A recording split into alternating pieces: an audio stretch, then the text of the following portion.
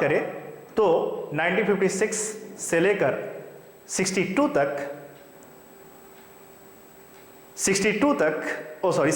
तक मुख्य रूप से द्वितीय पंचवर्षीय योजना रहा।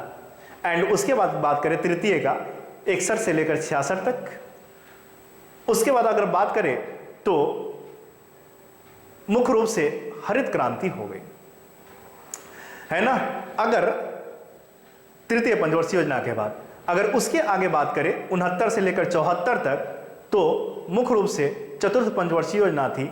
एंड 74 से लेकर 79 तक होना था पांचवी पंचवर्षीय योजना, लेकिन उसको 1970 में जैसे ही जनता पार्टी की सरकार आई तो इस पंचवर्षीय योजना को खत्म करके वहां पे रोलिंग प्लान लाया गया और 1978 में मुख्य रूप से खत्म कर दिया गया। और 78 से लेकर 80 तक 2 साल के लिए, है ना, मुख्य रूप से क्या लाया गया, रोलिंग प्लान लाया गया। इसका एक ही उद्देश्य था, जो पिछले पंचवर्षीय योजना थी, है ना, उसमें रिफॉर्म करके आगे नई दिशा में काम करना, है ना। ये रोलिंग प्लान का मुख्य रूप से, है ना, मुख्य कार्य था जो जनता पार्टी की सरकार 1977 में आई थी और उसी समय से रोलिंग प्लान फर्स्ट लाया गया, जो मुख्य रूप से 1980 में 78 से 80 तक रहा। लेकिन जैसे ही पुनः जनता पार्टी की सरकार गिर जाती है वैसे ही कांग्रेस की सरकार पुनः बनती है और इस रोलिंग प्लान को खत्म करके वहां पे छठी पंचवर्षीय योजना लाया जाता है, जो 1980 से लेकर 85 तक रहा था। ठीक है ना। तो ये दिया है रोलिंग प्लान की अवधारणा मुख्य रूप से लागू की गई। आंसर इसका जनता सरकार के द्वारा होगा, जनता पार्टी की सरकार के द्वारा होगा, जो मोरारजी देसाई के नेतृत्व में पहली बार गैर कांग्रेसी सरकार का गठन हुआ था। आइए नेक्स्ट देखते हैं दोस्तों, क्वेश्चन की ओर चलते हैं। क्वेश्चन है कौटिल्य अर्थशास्त्र कितने अधिकरणों में विभाजित था। आंसर इसका, है ना, 14 हो जाएगा, 14 अधिकरण में विभाजित था।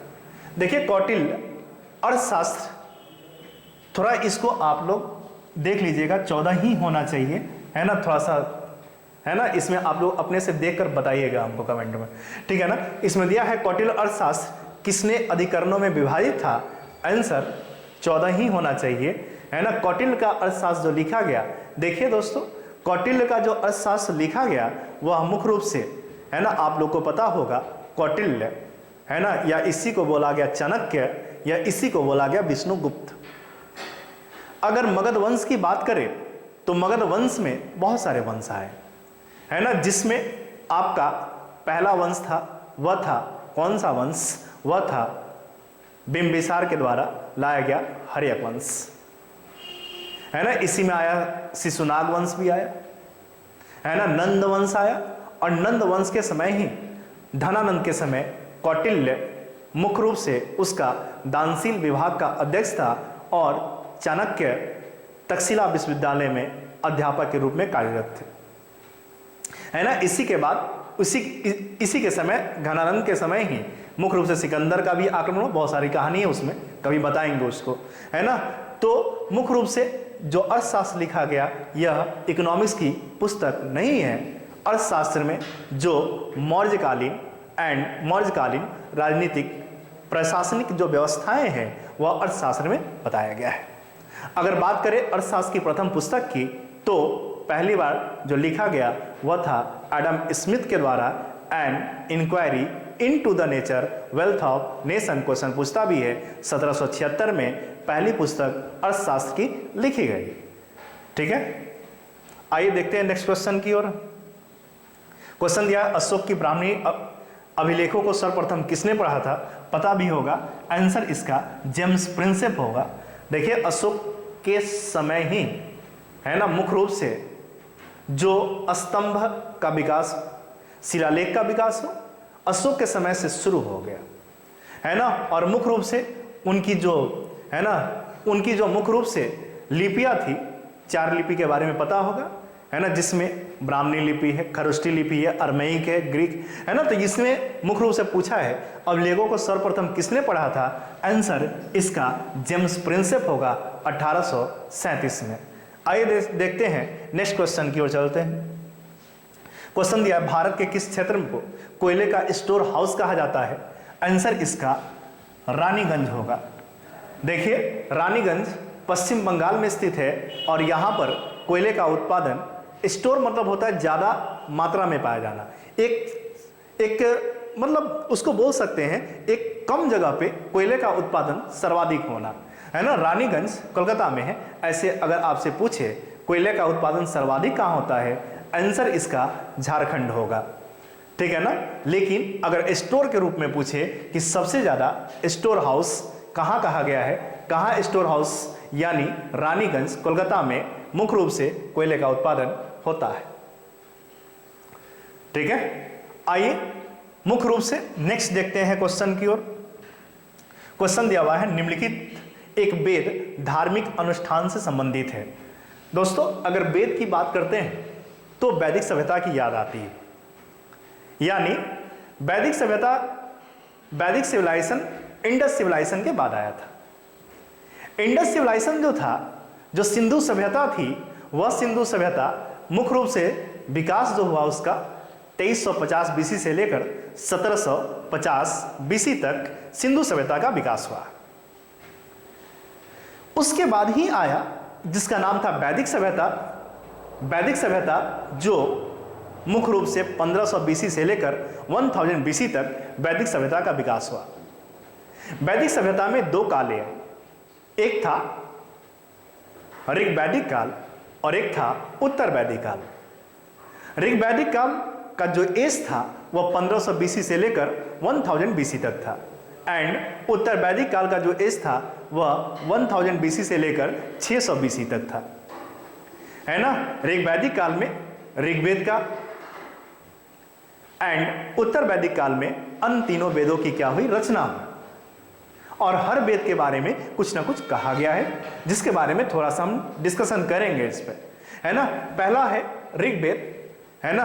देखिए ऋग्वेद जो है ना, ऋग्वेद मुख्य रूप से सबसे प्राचीनतम वेद है। ऋग्वेद में कुल मिलाकर, है ना, 10 मंडल है, 10,462 ऋचाएं हैं एंड 1028 सुक्तियां है ना। जैसे मंडल से क्वेश्चन दे देता है, ऋग्वेद के तीसरे मंडल में क्या वर्णित है। ऋग्वेद के तीसरे मंडल में, है ना, सूर्य, सविता या सावित्री को समर्पित गायत्री मंत्र का उल्लेख ऋग्वेद के तीसरे मंडल में किया गया।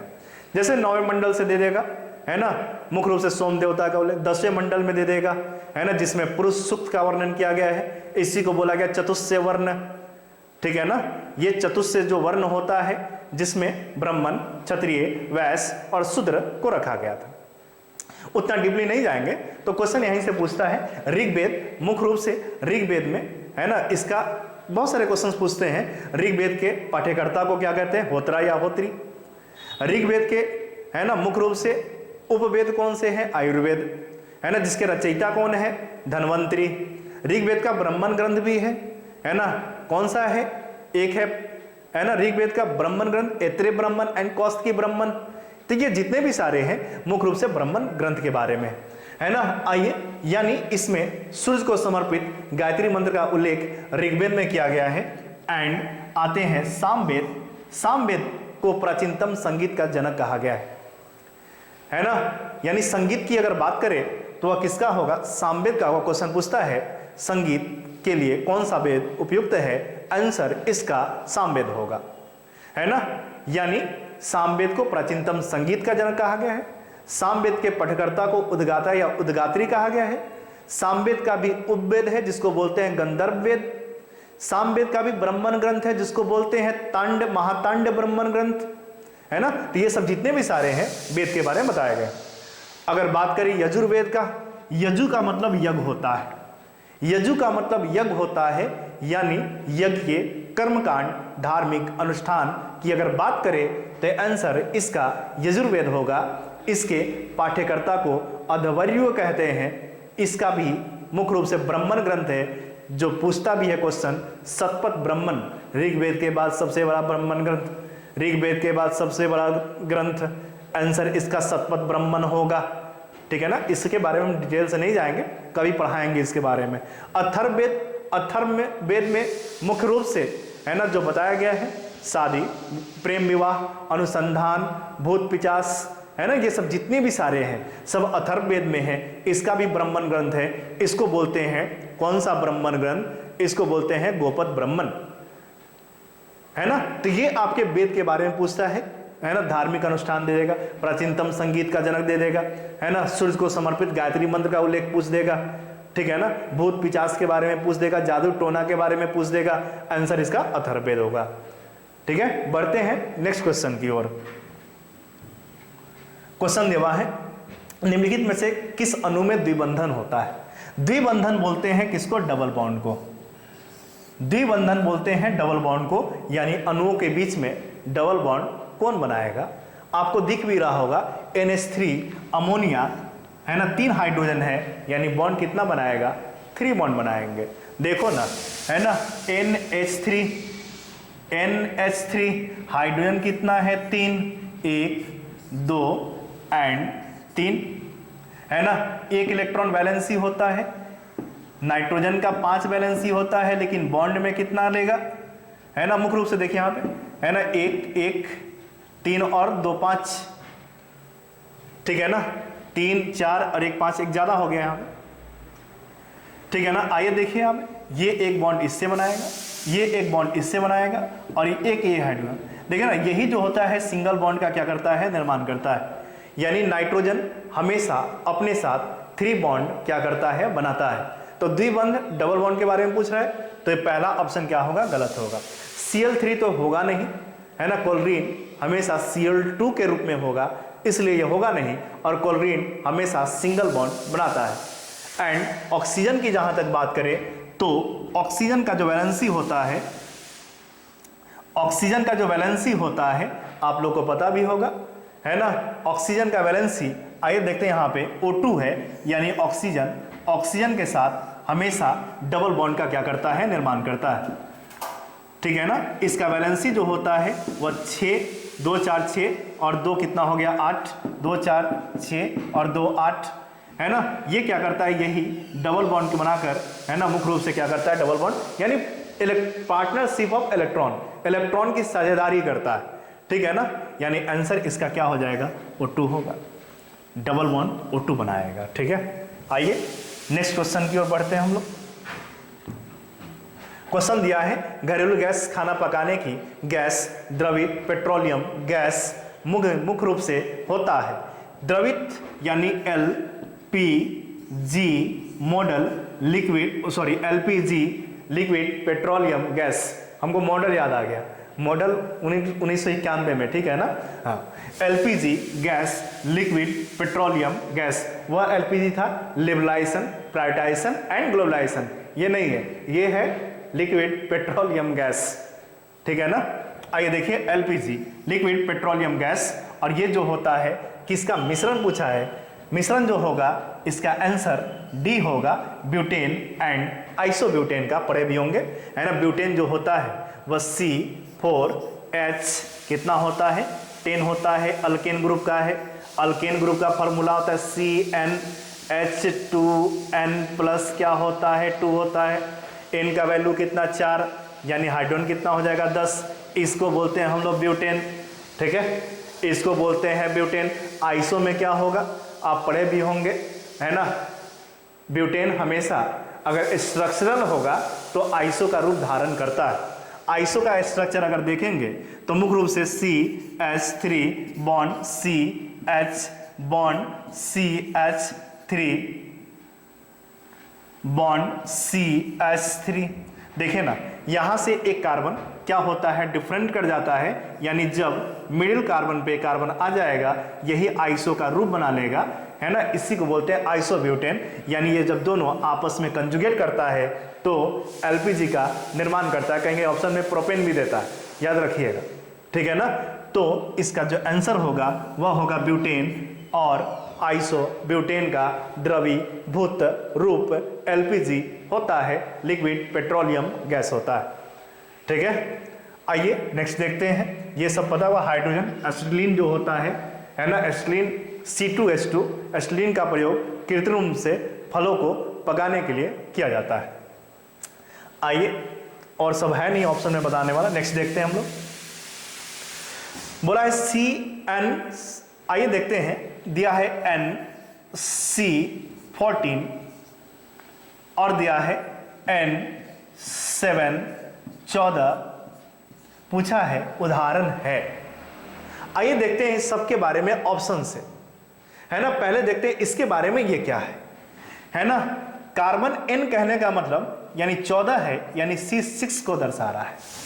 कार्बन का एटॉमिक नंबर जो होता है वह कितना होता है, 6 होता है ना। कार्बन का एटॉमिक नंबर 6 होता है।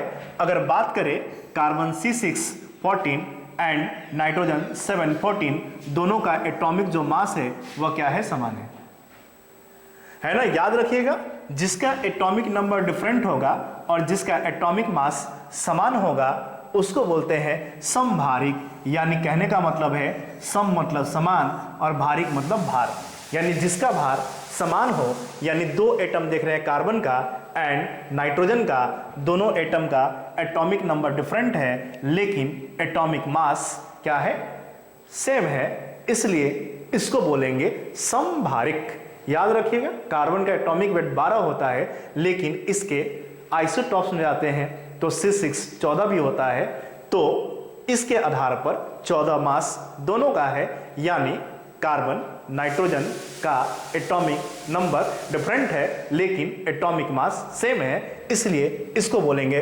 समभारिक। इसको इंग्लिश में बोलते हैं आइसोबार्स। अगर बात करें आइसो इलेक्ट्रॉन की, आइसो मतलब समान, इलेक्ट्रॉन मतलब इलेक्ट्रॉन, यानी जिसमें इलेक्ट्रॉन की संख्या समान होगी उसको बोलते हैं आइसो इलेक्ट्रॉन्स। आइसो इलेक्ट्रॉन्स यानी कहने का मतलब है, आप लोग पढ़े भी होंगे, है ना, जितना एटॉमिक नंबर होता है उतना प्रोटॉन की संख्या बराबर इलेक्ट्रॉन की संख्या, यानी जितना इसका एटॉमिक नंबर होगा उतना प्रोटॉन की संख्या उतना ही इलेक्ट्रॉन की संख्या। क्या ऐसा कभी पॉसिबल है? नहीं हो सकता है, लेकिन एक कंडीशन में पॉसिबल है ना। एटॉमिक नंबर बराबर प्रोटॉन बराबर इलेक्ट्रॉन, यानी कहने का मतलब है इलेक्ट्रॉन की संख्या किसी भी नॉन चार्जेबल एटम में नहीं हो सकता है, यानी जिसमें इलेक्ट्रॉन की संख्या समान और, है ना, इलेक्ट्रॉन की संख्या समान होगी उसको बोलेंगे आइसो इलेक्ट्रॉन्स। हो सकता है, इसका एग्जाम्पल बताते हैं कैसे होगा। देखिए, जैसे सोडियम Na पे 1+ एंड मैग्नीशियम पे 2+ एंड, है ना, एल्युमिनियम पे 3+, यानी कहने का मतलब है सोडियम, मैग्नीशियम, एल्युमिनियम, प्लस का मतलब यहाँ पे लॉस ऑफ इलेक्ट्रॉन से है, यानी इसका एटॉमिक नंबर कितना होता है, 11, इसका होता है 12, इसका होता है 13, यानी 11 इलेक्ट्रॉन इसके पास है। प्लस का मतलब होता है लॉस ऑफ इलेक्ट्रॉन, एक इलेक्ट्रॉन को त्याग देगा तो इलेक्ट्रॉन की संख्या कितना बच जाएगा, 10। इसमें देखिए एटॉमिक नंबर 12, इलेक्ट्रॉन की संख्या 12, 2 प्लस है यानी 2 इलेक्ट्रॉन को त्यागा, इसमें भी इलेक्ट्रॉन की संख्या 10। एल्युमिनियम 13, 3 इलेक्ट्रॉन, 3 पॉजिटिव, यानी 3 इलेक्ट्रॉन को त्याग रहा है, यानी इसमें भी इलेक्ट्रॉन की संख्या 10, यानी तीनों आपस में क्या है ना, सम इलेक्ट्रॉनिक है, इसी को बोलते हैं आइसो इलेक्ट्रॉनिक। तो नॉन चार्जेबल एटम में कभी भी आइसो इलेक्ट्रॉन्स नहीं हो सकता है, जब भी होगा तो चार्जेबल में होगा। ठीक है, अप्रूप तो पता ही होगा, कार्बन के मुख्य रूप से 2 अप्रूप, हीरा और ग्रेफाइट, यानी अप्रूप किसको बोलते हैं, अप्रूप उसको कहा गया है जिसका, है ना, फिजिकल प्रॉपर्टीज जो होगा वह डिफरेंट होगा लेकिन केमिकल प्रॉपर्टीज जो होगा वह क्या होगा, वह सेम होगा। यानी कार्बन का 2 अप्रूप मुख्य रूप से हीरा एंड ग्रेफाइट, है ना। फिजिकल प्रॉपर्टी यानी दोनों का शेप क्या है, अलग अलग है, लेकिन केमिकल प्रॉपर्टीज दोनों का कार्बन ही है ना। अगर बात करें मुख्य रूप से, है ना, अगर एक और इसका अप्रूव कभी कभी दे देता है बुक मिनिस्टर फुलेरिन C60, जो क्राउन आकृति का अर्थात या फुटबॉल आकृति का कुछ भी हो सकता है। ठीक है ना, तो ये आप लोग समझ गए होंगे। और एक बात करते हैं समस्थानी का, जिसमें एटॉमिक नंबर क्या होगा, समान होगा लेकिन एटॉमिक मास सेम होगा, जैसे कार्बन C612 एंड C614 दोनों आइसोटॉप्स है। ओके, आइए नेक्स्ट में देखते हैं। जब मैग्नीशियम और क्लोरीन के बीच अभिक्रिया होती है तब, आइए देखते हैं, मैग्नीशियम एंड क्लोरीन के बीच में अभिक्रिया कराना है। देखिए अभिक्रिया कब होता है, अभिक्रिया होता है जब वैलेंसी का ट्रांसफर होता है, ट्रांसफर ऑफ वैलेंसी, है ना। तो मुख्य रूप से मैग्नीशियम का जो वैलेंसी होता है, चार्ज इक्वल टू वैलेंस होता है, 2 पॉजिटिव होता है और क्लोरीन का 1 निगेटिव होता है, तो वैलेंसी का ट्रांसफर होगा ए का बी के पास एंड बी का ए के पास, बना देता है MgCl2। ठीक है ना। देखिए इसमें ऑप्शन में प्रत्येक मैग्नीशियम पर परमाणु 2 इलेक्ट्रॉन क्या करता है, ग्रहण करता है। पॉजिटिव का मतलब होता है रिलीज करना, है ना।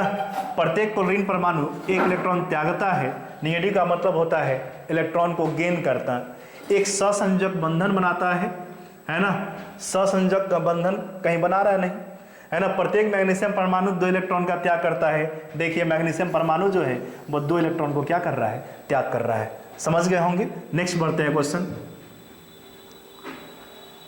एक पत्थर भवन के छत से छोड़ने पर पृथ्वी की सतह तक गिरने में, है ना, एक पत्थर है ना, ये हाइट है इसका, और यहां से एक पत्थर छोड़ा जा रहा है ना। तो बोला है गिरने में कितना सेकंड का समय लेता है, यानी 4 सेकंड का समय लेता है। भवन की ऊंचाई क्या है, आप लोग फार्मूला जानते होंगे, S बराबर होता है UT plus half AT square, है ना। देखिए यहाँ पे S बराबर होता है, ऊंचाई पूछा है, UT plus half AT square. यहाँ से पत्थर छोड़ रहे हैं, यानी U जो होगा प्रारंभिक वेग है, और प्रारंभिक वेग क्या होता है, 0 होता है ना। तो याद रखिए 0 × T, इतना तो 0 हो गया, है ना। हाफ A का वैल्यू पता है, A कितना होता है 9.8 मीटर प्रति सेकेंड स्क्वायर होता है ना, और T दिया हुआ है ना। तो आसानी से इसका आंसर हम लोग निकाल सकते हैं, अपने से कैलकुलेशन करके निकाल लीजिएगा।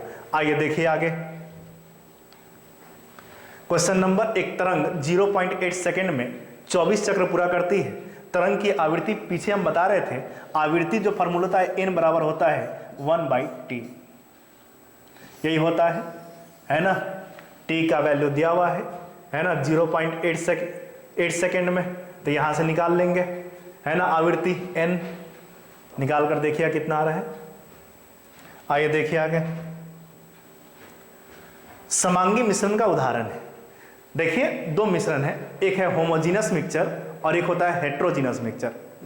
होमोजीनस इसको बोलते हैं समांगी मिश्रण, हेट्रोजीनस इसको बोलते हैं विषमांगी मिश्रण, है ना। समांगी क्या होता है ना। समांगी कहने का मतलब क्या है, जब 2 सब्सटेंस आपस में पूर्ण रूप से विलय हो जाए, यानी घुल जाए, वह होता है समांगी।